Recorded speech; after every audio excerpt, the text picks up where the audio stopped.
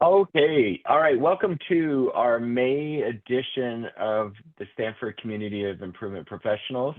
We're really happy you're here. And today we've got I think, a really great topic we're going to discuss. Let me share my screen so you can all see what I'm looking at. We are going to, let me go over our agenda so you have a chance to see what we're doing. We've got Don Hoffman here. He's one of our improvement team members. He's going to be talking about change management. He's kind of our faculty guru in that space, and guru in a lot of ways. He even looks the part, like our professor. He did promise me he would wear a professor robe and gown, but he must have forgotten. So disappointing on that front, but he's still very much like a professor.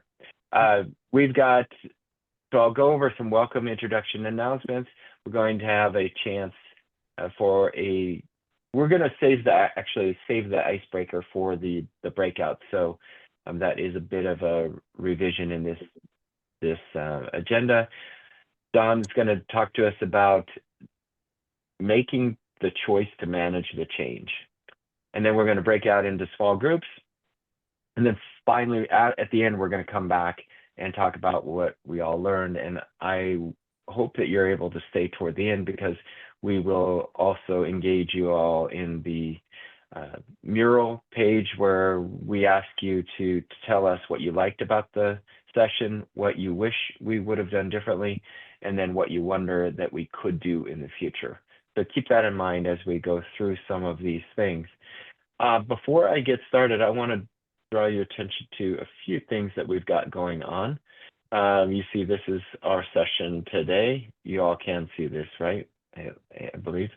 I want to draw your attention to this page. This is our SCIP page on our Stanford Medicine Center for Improvement website.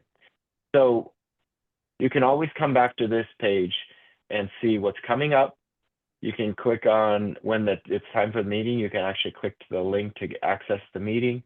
You can also see our YouTube channel for it. And this one, it will always show the previous session. So the previous session, in this case, what we were talking about A3s with Brian Mackey.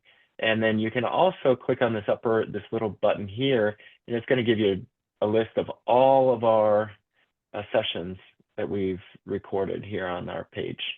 So all of the SCIP sessions you can access from right here on our homepage. So that's pretty cool.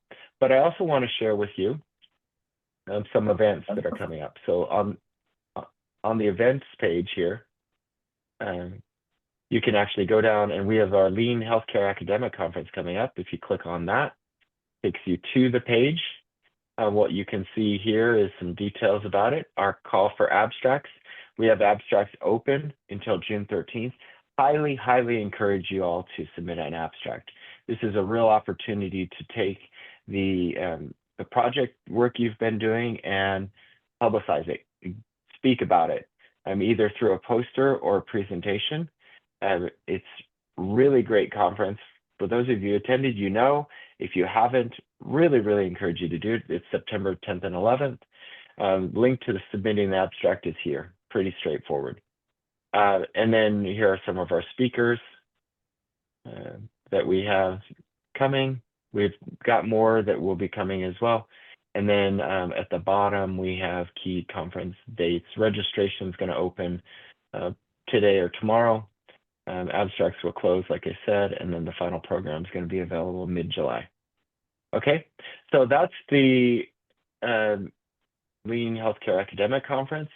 Check that out from Going Events and here. The other thing I wanted to draw your attention to is the ACES course. ACES is our advanced course in improvement science. If you go to courses and you go down to the advanced course in improvement science, some of the folks here, including John, Maggie, let's see if I can pick out any others, have attended, I think that might be it on this group, have attended ACES. If you are interested in applying, there's Apply Now button here. The applications are available through June 20th. Here's the information about the course, audience, including a link to our syllabus for this upcoming year. So you can take a look at that, our cost, time commitment, etc. All that information is available on the site. So you can go ahead and do that. If you have any questions, you can certainly reach out to me or Lisa Freeman, and we'd be happy to help you with that.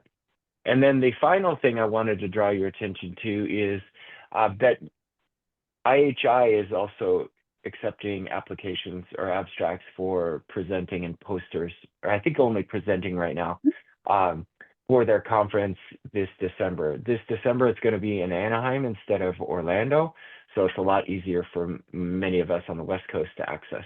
So if you're interested in that, go to ihi.org and check that out. So with that, I'm going to pause, see if there's any questions from anyone.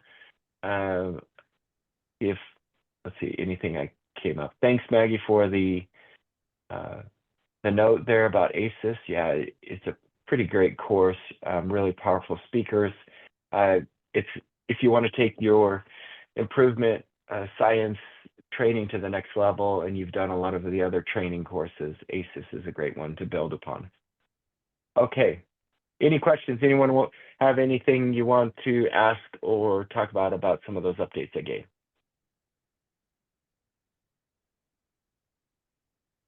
All right, very good. Okay, so with that, what I would like to do is introduce Don Hoffman. I've already mentioned he's part of our improvement team. He's got a great background in change management. He helps lead one of our MGTs here at Stanford and as a coach to many of us when it comes to change management and the people side of improvement. And so what we had asked Don to do is come and give us a quick talk about change management, and then that's going to prompt all of us to break it into some smaller groups when he's done, and we will all discuss that. So with that, I'm going to stop sharing. I'll pass it off to Don. Don, welcome. Thank you. Let me just take a second and share. Okay. Everyone can see the title slide, yes? And I also want to just recognize, I see Supriya is here as well. Supriya is one of my partners in crime with the improvement team. So I invite Supriya to chime in because I know she is very passionate about managing change and transition. So a little bit different twist today. What I'm not going to do is I'm not going to dig deeply into any one change management model or theory, because frankly, you can go on YouTube and do that in your spare time and learn about it and apply it. What I want to do is something that I've noticed from being here is not a lot of people even think about implementing a change management plan into their project. So that's the angle I want to take today and have a discussion about that. So before I do, just a little bit about me so you know who's the talking head on your screen. As Ryan said, I am a senior performance improvement specialist or consultant with the team here at Stanford. Prior to that, my background, I cut and pasted this off my LinkedIn profile, so I haven't looked at this in a while, so I had to refresh myself. But I've got experience in lean process improvement, worked with Sutter Health in Central Valley, stood up their patient experience program for 3 hospitals and their physician group. So I've done a lot of work with strategic program development, deployment, and so forth. Lots of experience working with change and helping teams and groups, organizations make that transition. Earlier in my career, I've done a lot of training and leadership development. My master's degree is in instructional systems design back when gasoline was 25 cents a gallon. So that was my beginning. Working with Lawrence Livermore Laboratories in Livermore, California, I really cut my teeth into doing OD. And I've done a ton of just training, getting up on stage, which I'm an extreme introvert, so people don't believe me when I tell them that. But getting up on stage and teaching, training, and entertaining, it just exhausts me. So at the end of the day, I'll go home and just crash. So there you have it. That's who I am. Question for you all as we kick this off. In the chat, what I'd like you to do is answer this question. What gets in the way of you planning for change? I'm not referring to the models of change, but what gets in the way of when you're launching a project or you've made an improvement or whatever it might be? What gets in the way of that first step of asking about how are we going to help people transition to this new behavior, this new way of being? So let's take a minute, think about that, and then just drop in the chat.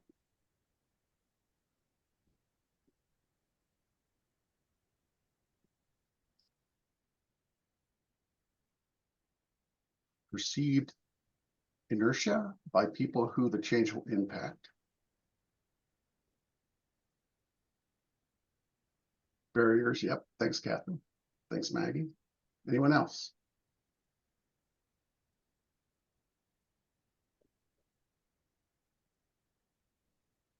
Thanks. Janelle? I suspect Janelle may have read a book on change management. I see the key term unfreezing practices. The dreaded competing priorities. Yeah, okay. Lack of buy-in, fear of change. All right. I can see you're all getting warmed up. More and more thoughts are dropping in.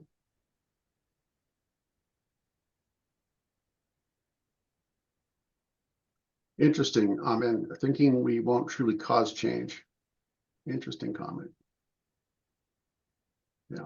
Thank you all so much. Some really, really good thoughts dropping in there. And I think you've pretty much nailed it. I mean, it's always one of those things. But quick outline, this is what we're going to talk about today, and then we're going to get back to that, why it's important, common barriers, and so forth. And then we're going to bring back the chat comments later in this presentation. So why in the world would we want to even think about managing change anyways? Because it's a lot of work. It's sometimes very ambiguous, hard to get your arms around. It's not something that you can easily see or measure. But there have been some studies done on it. And as you see on the slide in front of you, there's 70% of projects or organizations that try to do change without any kind of planning, 70% fail. Well, that's even higher for healthcare. You're 6 times more likely to achieve your objectives if you use change management planning practice before you start your project or before you launch it. Lots of other really good things if you do the planning and think about how the organization is going to respond to the change that's going to happen to them.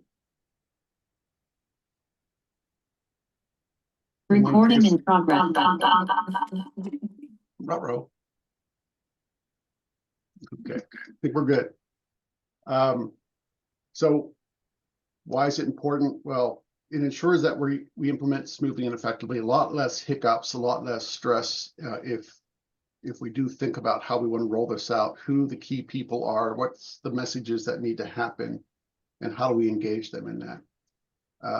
Usually when we talk about change management, the first word that jumps up is resistance. And yes, if we plan for the change and we implement that change, people are or will be less resistant to what's going to happen to them. Mainly if you do it right, it's because you're involving them in that. And so you can read this yourself. I don't need to tick it off for you. But really the gist of this is by thinking about and planning for the change, it really gives you a step up on your implementation of whatever it is that you're going to implement in your projects. So the question then is, why don't we do this? And you've already touched on some of this in the chat. There's a fear of not knowing what we don't know.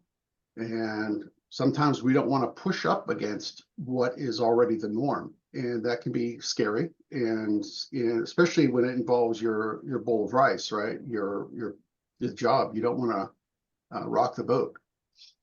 If you feel that you're in a culture where the top management or the leadership are not going to support this, that could also get in the way and create a barrier. Sharing information around in the organization, making sure that that is clear, and the fear of having misunderstandings come of that, and perhaps distrust. And the final one, the last bullet there, is the one that strikes me when I speak to people about managing change and doing the planning for it. A lot of them just don't know about it. And then it's like, I didn't even know that existed. What is it? And how do we do it? Which is kind of amazing in this day and age. So the question then is, what can we do to counteract this? So I just want to pause there and ask you all, what can you do? You think about the comments that you had in the chat, and think about times that you wanted to or had to do this, and the emotions that you have. How do you counteract that? What can you do? Feel free just to chime in. I see some comments in the chat. Don, Go ahead, David.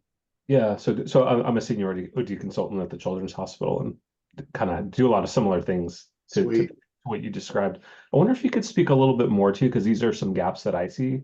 I know you're not talking about specific change approaches or methodologies, but even just to define a little bit what is meant by kind of a change plan or change strategy. Because I think to your last bullet on the other slide, I think most people don't even consider, oh, maybe I should do change management here because I'm going to be doing an initiative. So even what that might consist of, to give some more context. And a lot of times what I see is people think change management is a communications plan, and it kind of stops there. So Yeah. I'm sort of, if you could speak a little bit more to just what is meant by kind of a change strategy or change plan that someone even might consider as prior to any type of project launch. All right. So I'm going to jump ahead a little bit in response, David. Thank you. And David, please feel free to jump in as well. I see your title, so you know about this. I'm going to use the ADKAR model just as a place to start with. So when we talk about, developing a plan, ADKAR is my favorite model to use, because I love simplicity and I can't get too complex because I'll get lost. So with ADKAR, it talks about, these stages: building awareness for your change, building the desire for the change, building up the knowledge of those involved in it on how to do the change, and then their ability to do the change, and then reinforcing that change. So there's like 5 different phases in this situation. So the plan that I've just finished working on a change plan for Stanford Ready. And I took these 5 areas and pretty much dig down deeper. And you can, if you buy the book and read the book, or you can go online and get more detail about this. I look at each one of these phases, and this is ordinal. So you want to start with awareness, make sure that you build enough groundswell with that before you move on to desire. So the desire then builds upon and provides information into knowledge and so forth. But when we talk about a change management plan, it would be, okay, what do I need to do, to increase the awareness of this change? So you would think, there's also an assessment that can go with ADKAR if you want to pay the money. But what I do is I use the assessment, and by you going through the assessment, it tells you all of your stakeholders, where they are with regard to the project that you're doing. Where might I need to focus awareness more so than other areas? So that's where you begin the plan. Start with the awareness, figure out what is the message that you need to get across. Why are we changing? Who's changing? What's changing? And so forth. And you begin to develop that into a plan. And from that point, it becomes almost like a project plan. So after you work on the awareness, then you would obviously moved your way through that, how are we going to increase the desire for people who are going to be impacted by this change? How are we going to make sure that they have the desire to want to do this change? Identify the people in this effort. Do they have the information they need to know about change itself? What's involved with that? And how can we develop them to have better information? David, is that what you were getting at with your question? Yeah, exactly. I thought maybe that going back to what you were initially asking, that might help give a little context. Yeah. And tell me about, so you've obviously done this. What method do you use? How do you go about doing it? Because we're all different. Yeah, I'm with you as far as ADKAR being my preferred approach, and I'm ProSci certified, so I just love the ProSci methodology. Yeah. Period. But to me, ADKAR it's very simple. It's easy to understand. It's easy to learn. I put a link in the chat too for the basic book on ADKAR that I highly recommend everyone reading. It's a super easy book to read and understand, and I just find that framework works really well and is easy. People can start applying it right away. Thank you. Yeah. Anyone else want to chime in? Experiences, thoughts about this? Trust me, I'm not an expert. I've just used it. So I would never say I'm the greatest at this. Okay, so I want to loop back around, and I'm going to just kind of, Ryan, how am I on time? You're doing fine. Yeah, we could go probably till about, I'd like to probably wrap most of this by 12:30. And then we could have, some time for questions if there are, and then we'll jump into the breakouts. So this might be ad-libbing a bit. I don't know, but let's just go for it. So of everyone here, all the Hollywood squares that I'm seeing, I'm sure you've all been part of projects. I see Angela Flowers. I know you've been a part of some big projects.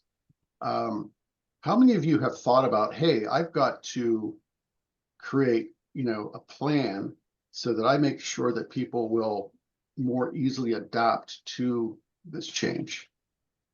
And just either by, I don't know how you're going to do it because everyone's off of visual, but put your hands up or clappies and I don't know, something to give me indication of how many have done that. I see Nicholas got some thumbs going there. Anyone else? Jakarta is shaking her head. Janelle. Okay, so we have a couple of people that have done this. I know Brian has done this. Brian Mackey. Yeah. Anyone else? Okay, so for those who haven't, oh, thanks, John. I see John too. I'm interested in those who have not done it. Why not? I mean, did you not know about, I don't mean this, the intent here is I'm not singling you out and pointing the finger and say, bad. No, it's not that at all. It's about, what was it that you didn't think about doing or creating a plan to do this? And you can throw it in the chat, whatever you'd like. Just want to have a discussion around it. So that's what this whole presentation is about.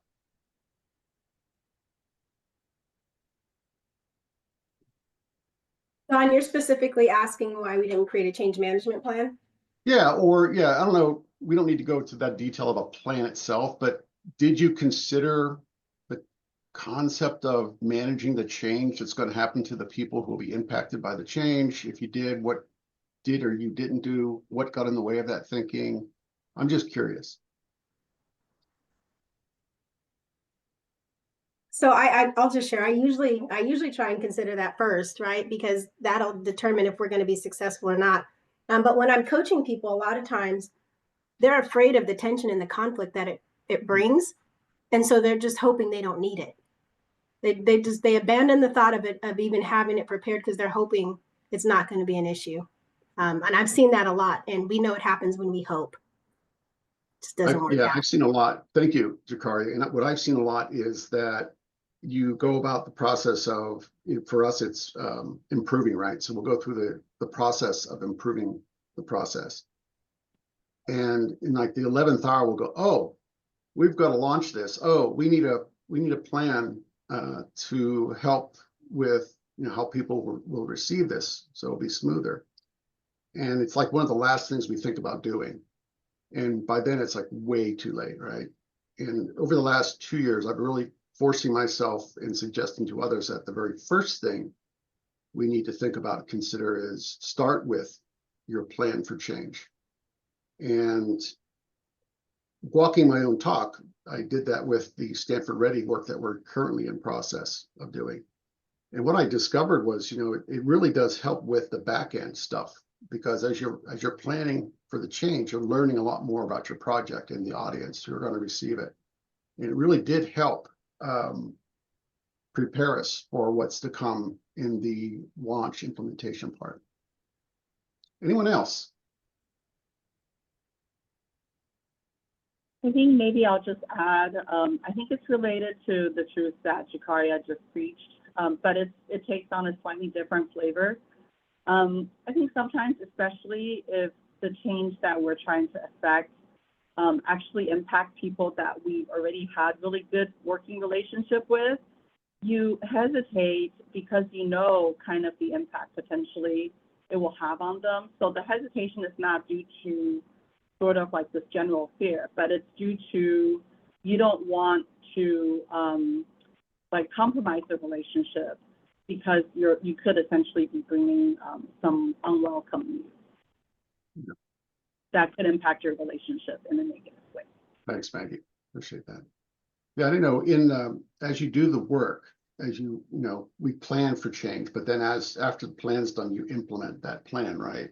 And I know there's times when you go out, in our situation, it could be a clinical frontline, like a unit or an area, clinical area.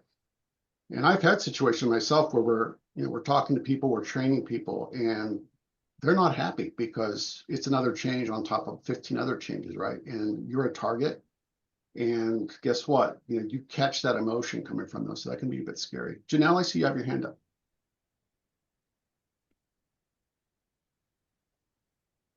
You're muted, maybe double muted, the dreaded triple mute.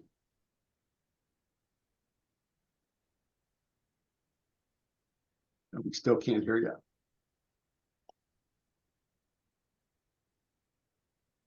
Tell you what, we'll come back once you get Yeah, no worries. There you go. Okay, good. We can hear you now. Go for it. Apologies. Always on Teams, so on Zoom it's a little difficult. But personally, I always come with a plan when creating and initiating change in the facility. And I think kind of my biggest barrier in the planning phase is that, how do we create that climate for change? And so that responsiveness of this plan, right? Especially with, building relationships and kind of recognizing that there are stakeholders and asking them to be involved and having that initial climate for change is kind of the biggest barrier that I've been seeing so far. John, if I might add also, I think there's also the sense of sort of underestimating the complexity, because I think sometimes, people assume that change will naturally be adopted without any formal management. And so there's sort of that underestimation. There's also resource constraints, right? I mean, already we've got tight budgets, we've got very tight resources. Now thinking about yet another resource, to manage change management doesn't seem like an effective use of resources.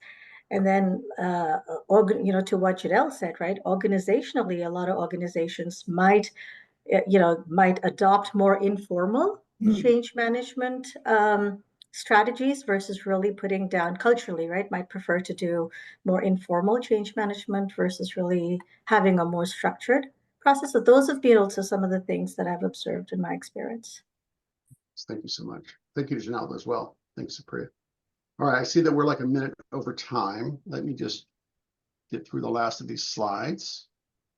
So I'll add one more thing. One thing Sure. you might look at, when you look at the end of a project, what is the project success metrics? And change management is really key to meeting those success metrics, especially if you want adoption, number of users or whatever. If you don't do a good job up front in your change management, then you're not going to get those success metrics met. Thanks, John. That is so true. If what I know, there's a saying about poor planning, something. I don't know if I can remember it now, or maybe it's not a good thing to use in a company setting, but you hit it. It's like you have better outcomes if you do some planning ahead of time. Don, can I just add one quick thing as well? Yeah, David, go for it. I think just hearing what people are sharing is kind of the paradox of when we're talking about being really busy, overwhelmed, having a lot on our plates, people maybe having resistance, or all of those things in many ways are actually an outcome of not having done change management in so many other areas of the organization.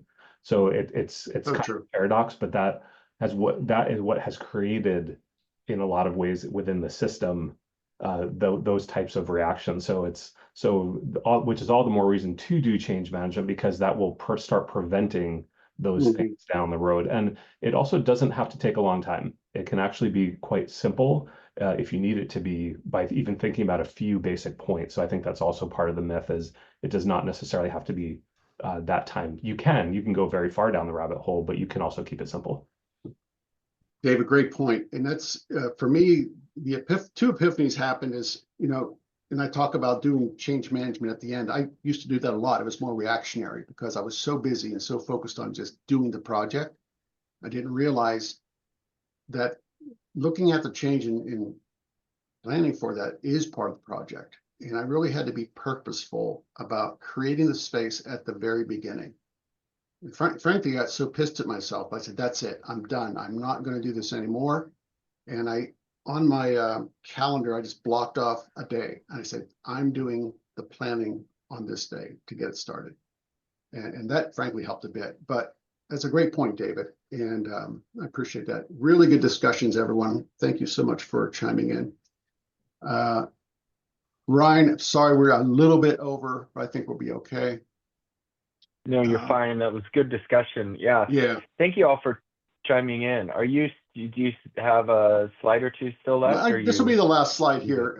Just okay. For those who may not know, we did a lot of talking about AdCar. I really like AdCar, and you heard why. A lot of people share that. It's easy to use. You don't have to get too into the weeds. You can keep it pretty simple as you use it and roll it out. If you're into OD or into change at all, you'll know about Cotter's 8-step change model. It's been around for a long time. And Lewin's change model. I haven't used that. But that's where I was a bit cheesy about saying unfrozen or unfreeze. I've used the influencer model as well. I liked it. I find it's better for higher or more complex change because it has a nice assessment tool that goes along with it. Also, I believe at SHC, we have our OD group, and I think our OD group are all trained in the influencer model for change management. So something to keep in mind. And that's it. And I shall be quiet and hand it over to you, Ryan. All right. Thank you. Let's give Don a round of applause. Thank you very much, Don. That was excellent. And thank you all for chiming joining in. Yeah. Yeah. Yeah, that was really good. Really, it always goes so much better when people use the chat, when they come off mute, especially in these sessions. These sessions are really meant to be largely not informing, but also networking. So that brings us to the next part. Please hang in there. I know that when we go into breakout rooms, that's the time a lot of people just take off. But we really encourage you to stay tight with this, because the breakout sessions is where the connection happens. So what I'd like to do is I'm going to break us all into groups of about 4, dependent on who stays on. And what I would like you to do, I'm going to put in the chat a link to our mural page. On the mural page, there are 3 questions. And under each, what we'd like you to do is talk about these 3 questions. We'd like you to not only talk about the 3 questions, but get to know each other. Talk about where you work, where you're from, maybe vacation plans before you jump into the questions. And then answer as many of the questions as you can. We'll come back the last few minutes and we'll do a quick debrief. So I'm going to open the rooms. Any questions before I do? All right, with that, I'm going to open the rooms. Here you go.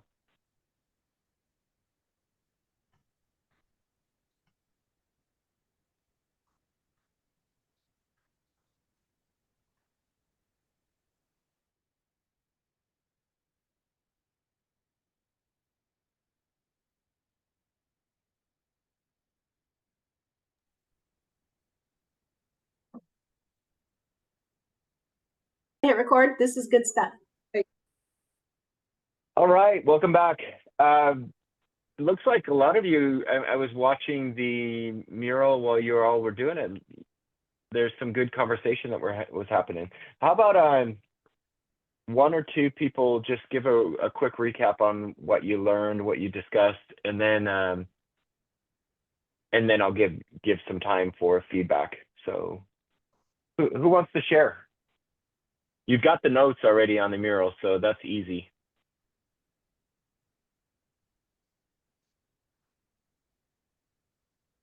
I can, yeah, I can talk a little bit about it. All right. So one of the key things that we talked about was lack of, in terms of things that can get in the way of managing change or things that don't work well, is if leadership doesn't want to own it, or, isn't enthusiastic, doesn't really want to be involved.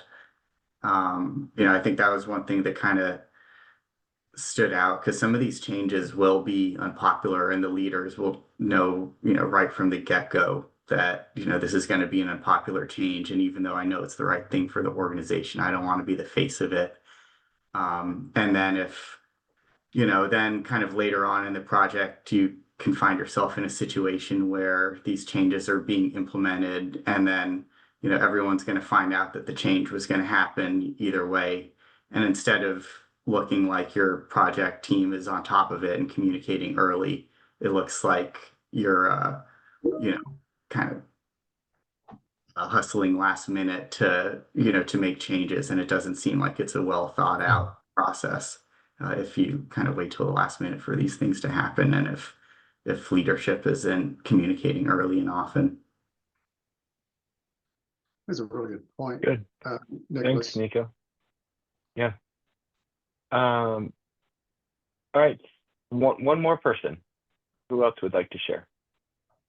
I'd like to go. I think that our team did a lot of really, really great discussion, and also just connecting with each other first. But kind of some of the gist of what I got from this discussion from Teresa, John, and Suki was that really like having this vision and having people accept that vision with whether it's persuading. And myself personally, the barriers that we see with that is either sometimes we all have this vision, but kind of focusing on my Gallup strength, having like a developer and being an empathetic person, right? Is that truly being new to the organization and having this ability to network, having weight and in those dialogues and discussions when presenting a plan.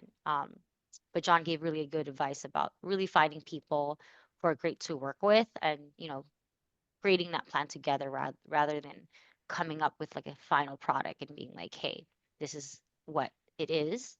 And I thought that was really great. So yeah. That is great. Thank you all. And I was looking at the notes on the mural while you were talking, so it was very, very clear. Thank you very much. So speaking of the mural page, we use that, and it's still, I leave it up, so you can come back and refer to it if you'd like. You can add to it. The other thing I'm going to put the link in again for all of you, and I want to share my screen because for those of you who are new, I'd like to give you an idea of what we try to also do. So here's all your notes. And then at the bottom, we have this section that says what I like, what I wish, what I wonder. If I just double click on there, I can do a little post-it note here and make it bigger. I can put in notes. This is if you would do this for us, maybe take the next 2-3 minutes before your next thing, add some things you liked, what things you wish we would have done, and things you wonder what we could do in the future. That would include topics that you'd like us to discuss in a future SCIP meeting. We review that, and then we take that feedback and improve for the next time. So if you would just do that, that would be so great for us. We really would appreciate it. And then with that, what I'd like to do is close, say again, thank you to Don. We really appreciate your wisdom that you provided and the insights on change management. And for the rest of you who spoke up and added to the discussion and are building this community of improvers, really, really grateful for each and every one of you. So with that, I'm going to stop the recording and say thank you very much. And you can all finish this if you like, and take care. And we look forward to seeing you next time. Take a look at the website for updates as well as the recording for this. And also, like I mentioned before, ACES applications are open. The abstracts for the Lean Healthcare Academic Conference are open and available on the website. And then also for those who are interested, IHI as well. All right. Thank you very much. Everyone.